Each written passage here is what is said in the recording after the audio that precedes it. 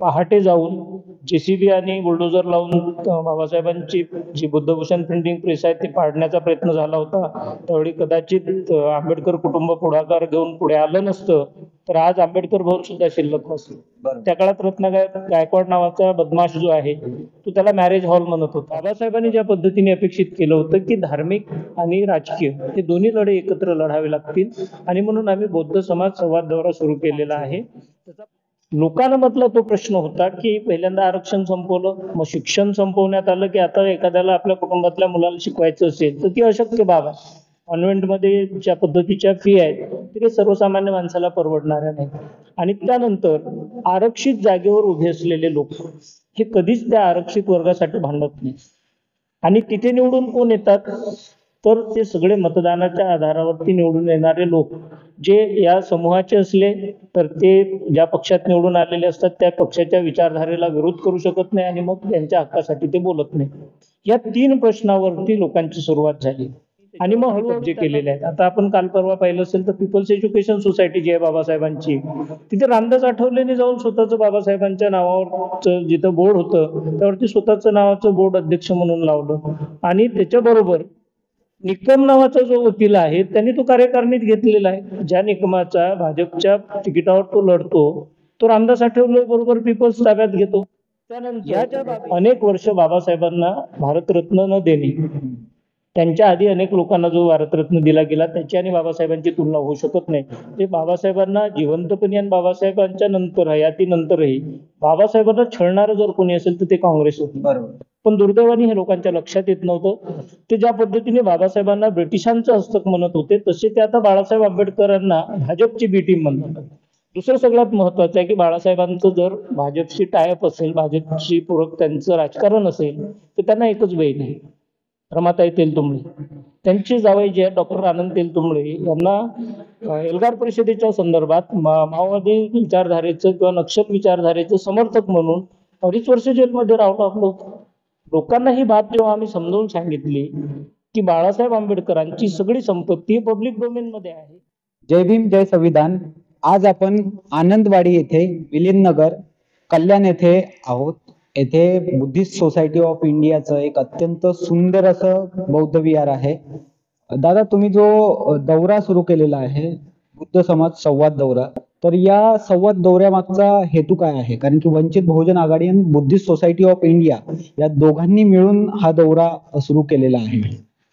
मुळात असं आहे की विधानसभा आणि लोकसभेच्या निवडणुकांमध्ये काही इश्यू जे होते ते पर्टिक्युलरली अनुसूचित जाती जमातीच्या संदर्भातले होते, ज्यामध्ये संविधान बचाव हा एक मोठा विषय घेऊन काँग्रेसने त्या काळामध्ये वंचित बहुजन आघाडीचा हा मुद्दा चोरला आणि त्यांनी लोकांमध्ये असा आभास निर्माण केला की ते संविधानाचं रक्षण करणार आहे. या देशामधली लोकशाही, संविधान आणि आरक्षण हे वाचवण्यासाठी त्या काळात अनुसूचित जातीच्या आणि प्रामुख्याने बौद्ध समूहाने काँग्रेसला मॅन्डेट केला, कारण त्यांना मोदी आणि भाजपला थांबवायचं होतं. आणि याच्यानंतरच्या प्रक्रिया ज्या झाल्या लोकांच्या असं लक्षात आलं की काँग्रेस कितीही संविधानाच्या संदर्भात बोलत असलं तर 100 पेक्षा अधिक दुरुस्त्या ज्या मूळ संविधानातल्या आहेत ते काँग्रेसने केलेल्या आहेत. जे बाबासाहेबांचं मूळ संविधान याचा बदल करण्याचं काम सगळ्यात आधी कोणी केलं असेल तर ते काँग्रेसने केलं. दुसरं, जेव्हा आरक्षणाच्या संदर्भातले काही निर्णय येतात, जसा आता आरक्षणाचं अबकडं म्हणजे वर्गीकरण करण्याच्या संदर्भातला सुप्रीम कोर्टाचा निर्णय आला, त्याचबरोबर त्यामध्ये जे क्रिमिलेअर आहे ते लागू करण्याचा नियम आला. पण काँग्रेस कुठे रस्त्यावर उतरलं नाही, काँग्रेसने त्याला चॅलेंज केलं नाही. उलट काँग्रेसची जी 2 राज्य आहेत तेलंगणा आणि कर्नाटक, या दोन्ही राज्यामध्ये सर्वात आधी हे लागू करण्याचं पाऊल काँग्रेसने उचललं. आणि त्यामुळे अनुसूचित जाती असतील, अनुसूचित जमाती असतील यांचे संवैधानिक अधिकारांच्या संदर्भातली जेव्हा चर्चा होते किंवा त्याच्या संदर्भात काय केलं पाहिजे असं जेव्हा घडते तेव्हा काँग्रेस कुठेही दिसत नाही. कारण काँग्रेस पक्ष हा प्रामुख्याने त्यांच्या कुटुंबाची प्रायव्हेट लिमिटेड कंपनी आहे. बरोबर. तो नेहरू, इंदिरा गांधी, सोनिया गांधी, राहुल गांधी, राजीव गांधी आणि आता प्रियंका गांधी एका कुटुंबापुरता मर्यादित आहे. आणि त्यामुळे लोकांच्या हे लक्षात आलं की आपली फसवणूक झालेली आहे. आणि हा नुसता एकच मुद्दा नाही तर अनुसूचित जातीचा, प्रामुख्याने बौद्धांचा त्यांची तीर्थक्षेत्र जी आहेत म्हणजे बुद्धगया असेल, चैत्यभूमी असेल, महू असेल, या सगळ्या ठिकाणी RSS प्रणीत लोकांनी त्याच्यावरती कब्जे केलेले आहेत. आता आपण काल परवा पाहिलं असेल तर पीपल्स एज्युकेशन सोसायटी जी आहे बाबासाहेबांची, तिथे रामदास आठवलेंनी जाऊन स्वतःचं बाबासाहेबांच्या नावावरचं जिथं बोर्ड होतं त्यावरती स्वतःचं नावाचं बोर्ड अध्यक्ष म्हणून लावलं. आणि त्याच्याबरोबर निकम नावाचा जो वकील आहे त्यांनी तो कार्यकारिणीत घेतलेला आहे. ज्या निकमाचा भाजपच्या तिकिटावर तो लढतो तो रामदास आठवले बरोबर पीपल्स ताब्यात घेतो. ह्या ज्या बाबी आहेत ह्या बाबी प्रामुख्याने अनुसूचित जाती जमातीच्या आणि बौद्धांच्या प्रामुख्याने लक्षात आणून देण्यासाठी बाबासाहेबांनी ज्या पद्धतीने अपेक्षित केलं होतं की धार्मिक आणि राजकीय हे दोन्ही लढे एकत्र लढावे लागतील, आणि म्हणून आम्ही बौद्ध समाज संवाद दौरा सुरू केलेला आहे. त्याचा पहिला टप्पा जो आहे तो विदर्भातल्या 11 जिल्ह्यात पार पडला. म्हणजे 13 दिवस विदर्भातल्या 11 जिल्ह्यांमध्ये आपण हा दौरा केला. आणि तिथे जाताना आपण बौद्ध समूहाशी थेट विहारांमध्ये जाऊन संवाद केला. त्यामध्ये भारतीय बौद्ध महासभा असेल, वंचित बहुजन आघाडी असेल, आणि त्याचबरोबर वंचितशी संबंधित असलेले विद्वत सभा, या सगळ्यांचा मिळून तो दौरा होता. आणि मग लोकांना खऱ्या अर्थाने राजकीय आणि धार्मिक बाबीवर बोलतं केलं पाहिजे. त्यांचे जे प्रश्न आहेत ते लोकांच्या पुढे आले पाहिजे, आणि तो एक खुला संवाद जो आहे तो झाला पाहिजे, जेणेकरून बाबासाहेबांना अभिप्रेत असलेली राजकीय सत्ताधारी जमात बनण्याच्या दृष्टीने आपण पुढे पाऊल टाकलं पाहिजे. ज्यावेळेस तुम्ही विदर्भामध्ये हा दौरा केलेला आहे, लोकांचा रिस्पॉन्स कसा आहे? राजकीय प्रश्न तर एका बाजूला, परंतु ज्यावेळेस तुम्ही एक बौद्ध समाजामध्ये जातात त्यांचे आणखीन बाकी काय प्रश्न आहेत?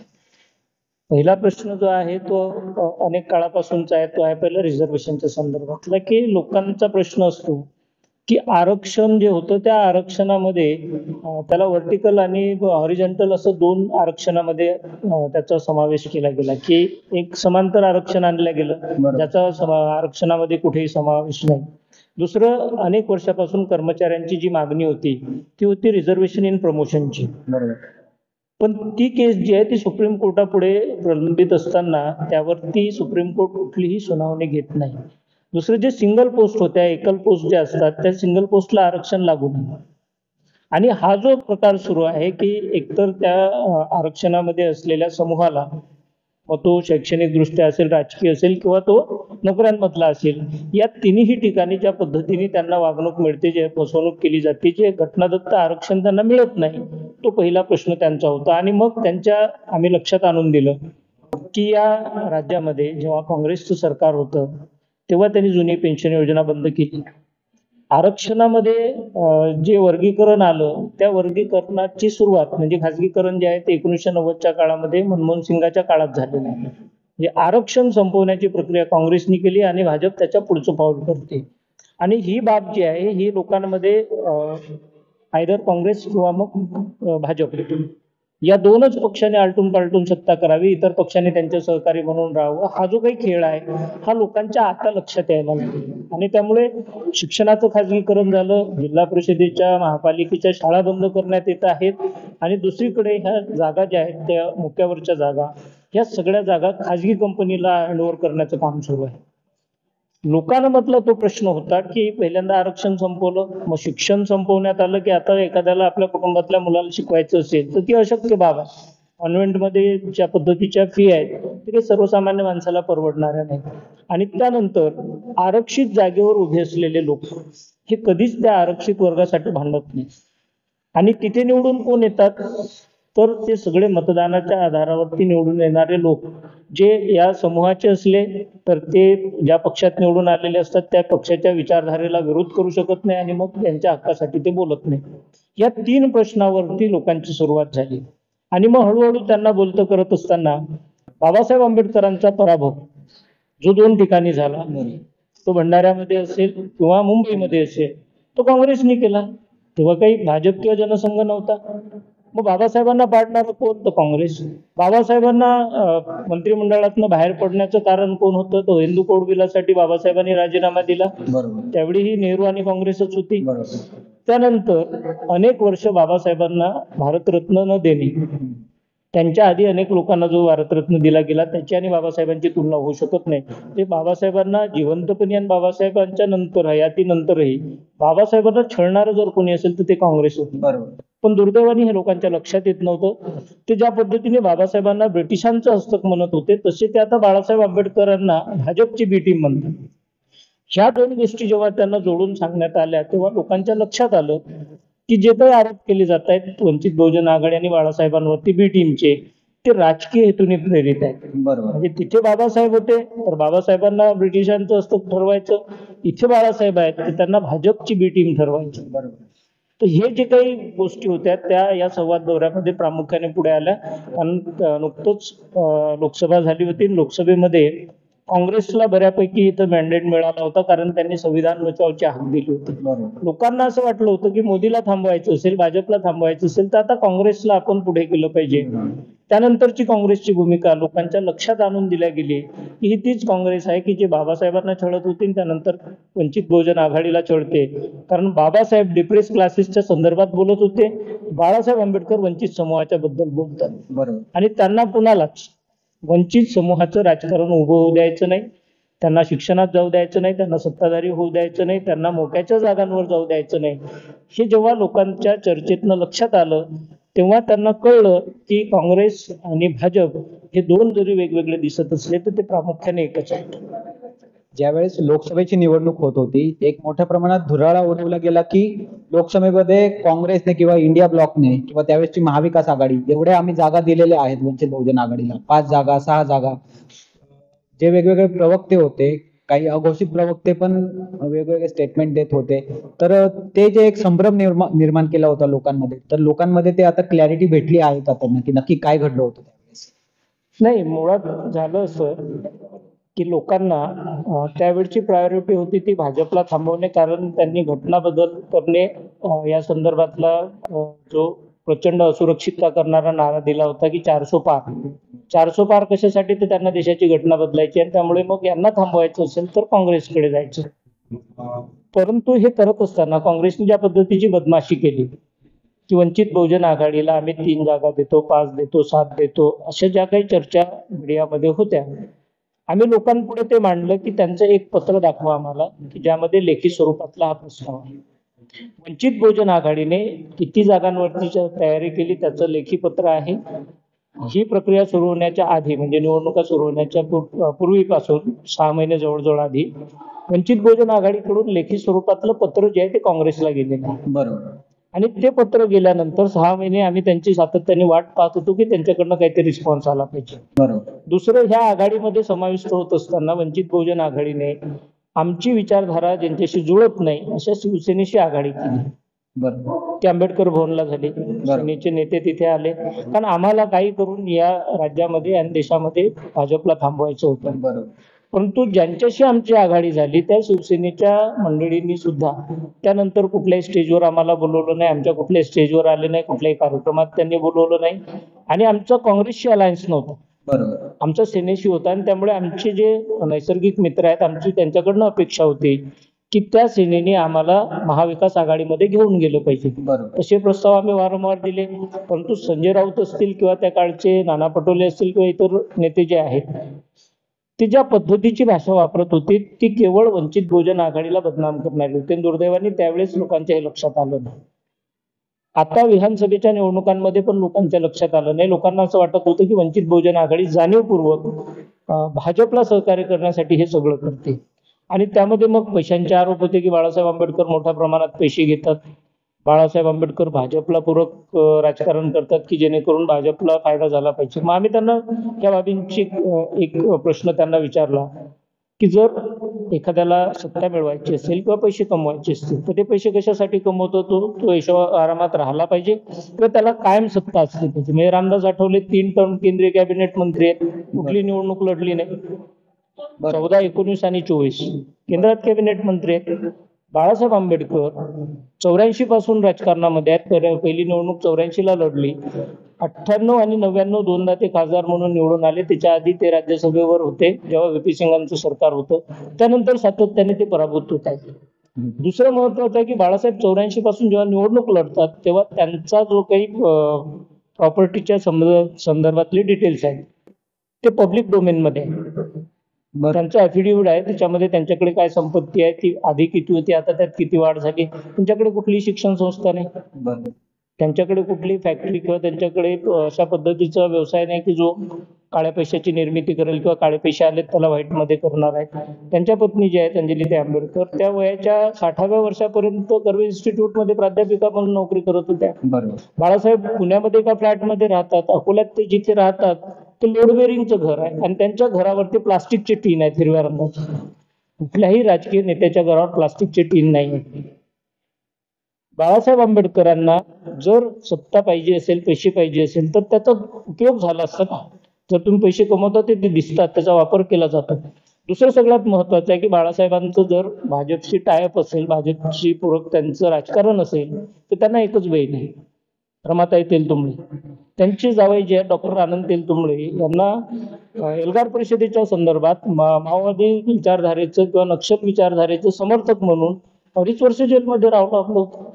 लोकांना ही बाब जेव्हा आम्ही समजावून सांगितली की बाळासाहेब आंबेडकरांची सगळी संपत्ती पब्लिक डोमेन मध्ये आहे, बरोबर. त्यांची जावई 2.5 वर्ष कुठल्याही गुन्ह्याशिवाय जेलमध्ये असतात, हा सगळ्यात मोठा पुरावा आहे की तुम्ही जर एखाद्याशी पूरक राजकारण करत असाल तर तुमच्या कुटुंबाला हात लावला जाऊ शकत नाही. बरोबर.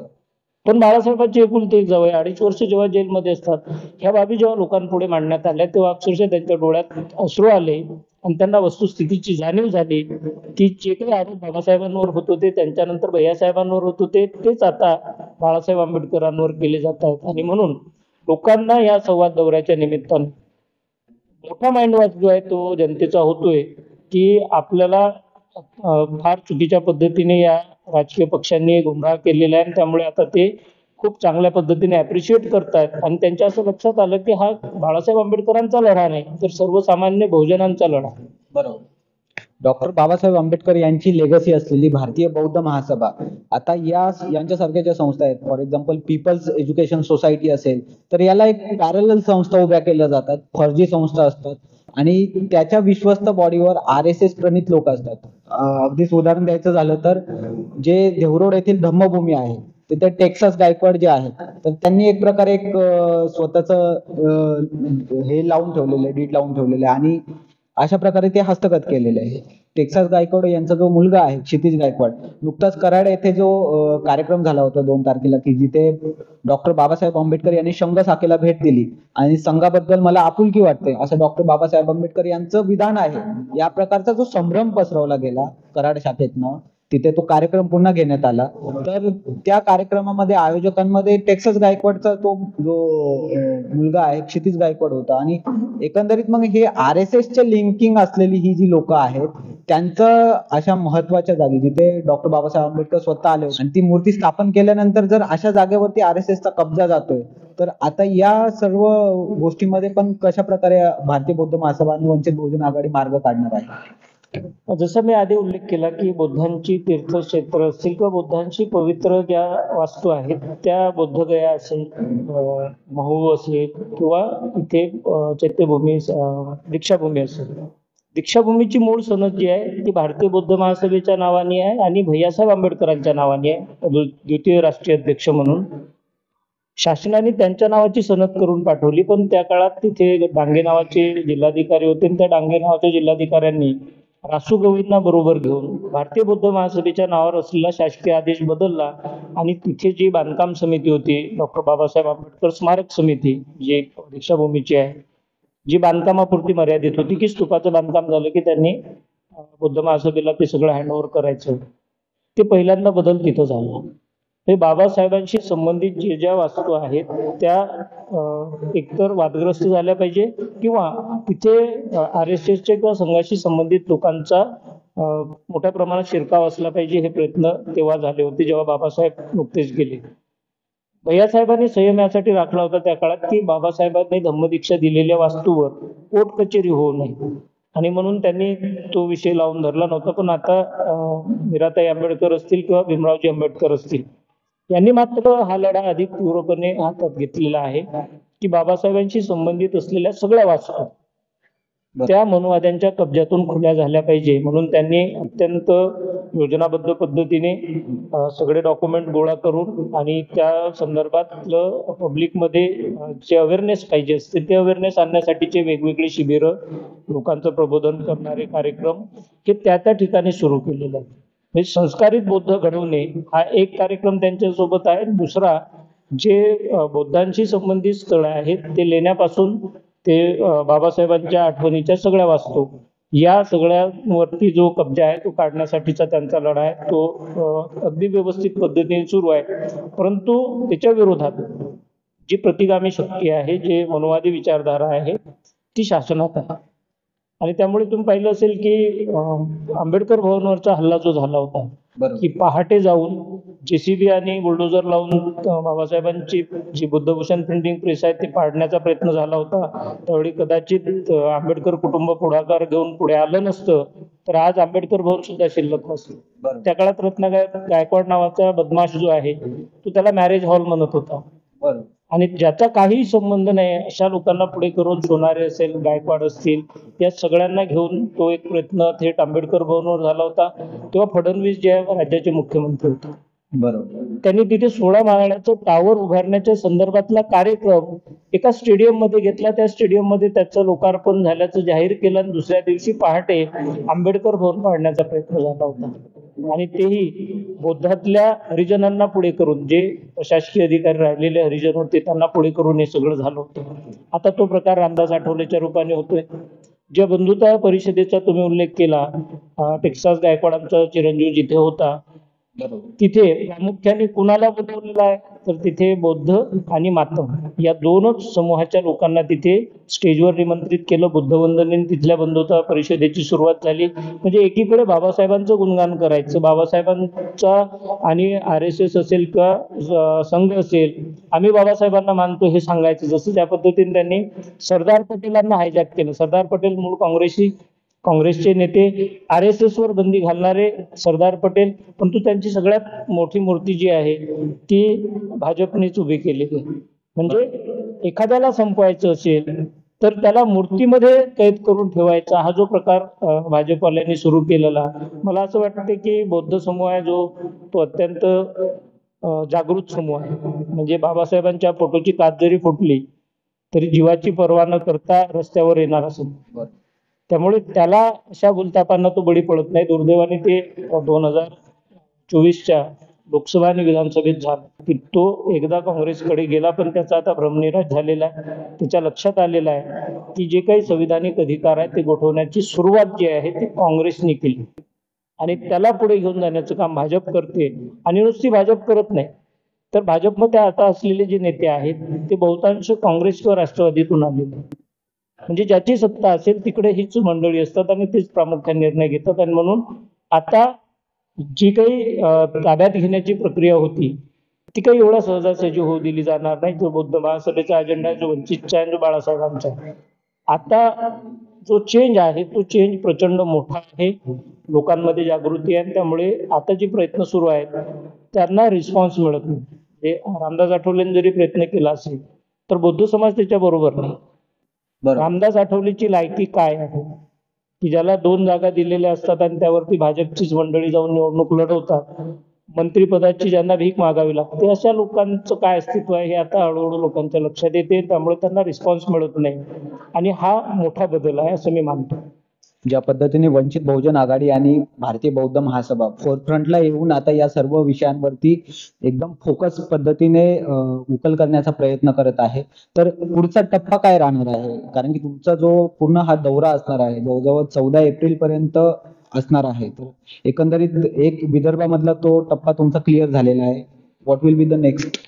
आता मुंबई आणि नवी मुंबई असं सुरुवात करतोय. या 5 तारखेपासून मुंबईची सुरुवात होईल. त्याच्या संदर्भातलं उद्घाटनाचा जो कार्यक्रम होता तो 26 जानेवारीला डॉक्टर भीमरावजी आंबेडकर यांच्या हस्ते आम्ही चैत्यभूमीवर केला. आणि तिथनं हा संपूर्ण महाराष्ट्राला मेसेज होता की आता नव्याने आम्ही दुसऱ्या टप्प्याची सुरुवात करतोय.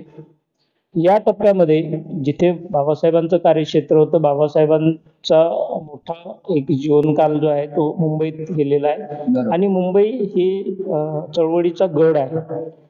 इथे बाबासाहेबांच्या बहुतांश बाबी झाल्यात की ज्या चळवळीला पूरक आहेत आणि त्यामुळे मुंबईची सुरुवात करताना दुसऱ्या टप्प्यामध्ये आम्ही मुंबईमधल्या या सामाजिक आणि राजकीय शक्तीचं एकत्रीकरण करणार आहोत.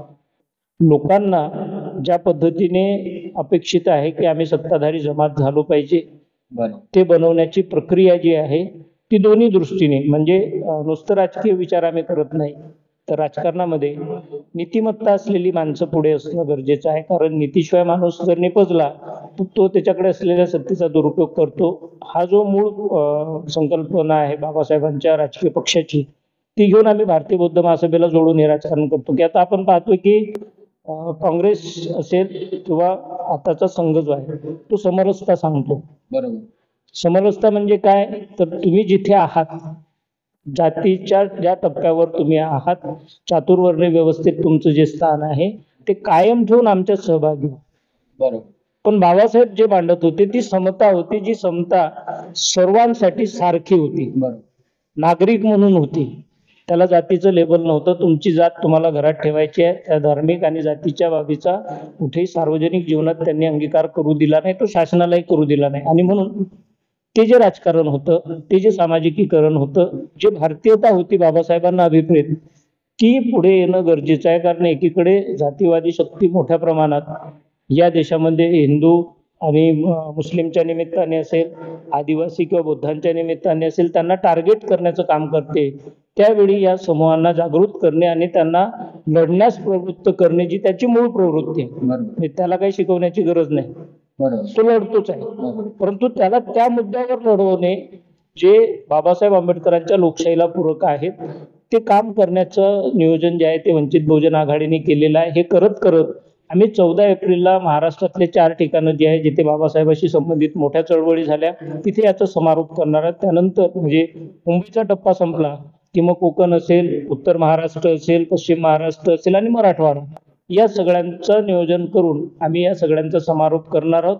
आणि त्यामध्ये बाळासाहेब आंबेडकर मधल्या टप्प्यामध्ये सुजातदादा आंबेडकर किंवा अंजलीताई भीमरावजी आंबेडकर, तर हे त्यांच्या सोयीने सहभागी होणार आहेत. आणि ही जी लोक चळवळ आहे ती लोक चळवळ अधिक समृद्ध करण्यासाठी, बलशाली करण्यासाठी या बौद्ध समाज संवाद दौऱ्याच्या निमित्ताने आम्ही सुरुवात केली.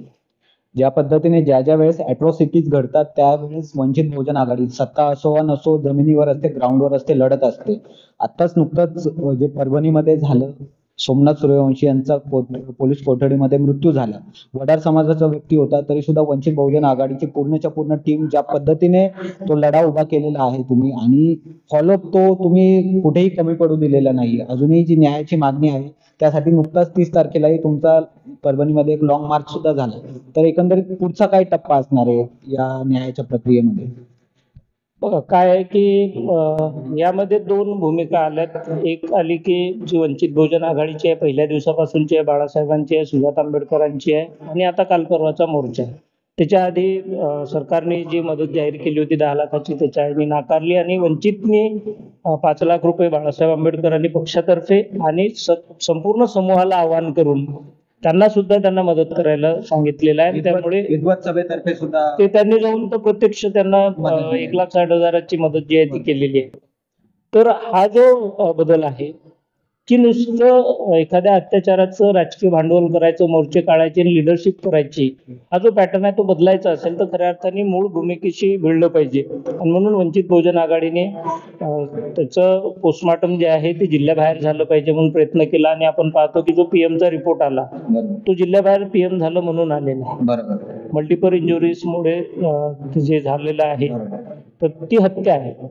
आणि आता त्यामध्ये बाळासाहेब आंबेडकरांनी मधल्या काळामध्ये ती पोलिसांनी कशा पद्धतीने हत्या केली याचे डॉक्युमेंट्स सुद्धा उपलब्ध करून दिलेले आहेत. म्हणजे आता सरकारला कुठल्याही पद्धतीने त्या बचाव करण्याची सोय राहिलेली नाही. जे मुख्यमंत्री सभागृहात बोलले होते ते खोटं बोलले होते, कारण त्यांनी ज्या पद्धतीने मांडणी केली होती की त्यांच्या जुन्या जखमा आणि श्वसनाचा त्रास यामुळे त्याचा मृत्यू झाला, हे खोटं ठरलेलं आहे. आणि हे बाळासाहेबांमुळे झालं. दुसरं, काँग्रेसची भूमिका जर आपण पाहिली तर काँग्रेसची मंडळी किंवा राहुल गांधी जेव्हा त्याच्या आईला भेटायला गेले तर निळं टी शर्ट घालून गेले. बरोबर. त्या गाढवाला अजूनही माहित नाही की सोमनाथ जो आहे तो विचाराने आंबेडकरवादी होता पण जातीने वडार आहे. आणि यांच्या डोक्यात नुसतं दलित भरलेलं आहे. राजकारणासाठी दलितांचा वापर झाला पाहिजे म्हणून ते दिल्लीमध्ये निळे कपडे, साड्या घालून आंदोलन करतात. आणि तोच प्रकार त्यांनी इथे परभणीत येऊन केला की त्याला वाटलं की सूर्यवंशी आडनाव आहे म्हणजे बौद्ध असेल. हा जो मानसिक लोकांमधला जो म्हणजे दूषित विचारधारा आहे काँग्रेसची, ती लोकांपुढे आम्ही खूप चांगल्या पद्धतीने घेऊन येण्यात यशस्वी झालो, की या लोकांना एखाद्याचा जीव गेल्याची काही देणं घेणं नाही, यांना नुसतं राजकारण करायचं आहे. आणि म्हणून बाळासाहेब आंबेडकर सातत्याने हा विषय यासाठी लावून धरतायत की तुम्ही देशाच्या संविधानाची विटंबना झाली म्हणून रस्त्यावर आलात तर तुम्हाला कोठडीत मारून टाकलं जाईल एवढी भयावह परिस्थिती असताना त्यासाठी तो लहान समूहचा आहे म्हणून त्यावर कोणी आवाज उचलत नसेल तर हा देशाच्या संदर्भात झालेला गुन्हा आहे. हा काही संविधान म्हणजे बाबासाहेब किंवा बुद्धांचा विषय नाही. बरोबर बरोबर. देशाचं संविधान तिथे त्याची विटंबना होत असेल तर हा राष्ट्रद्रोह आहे.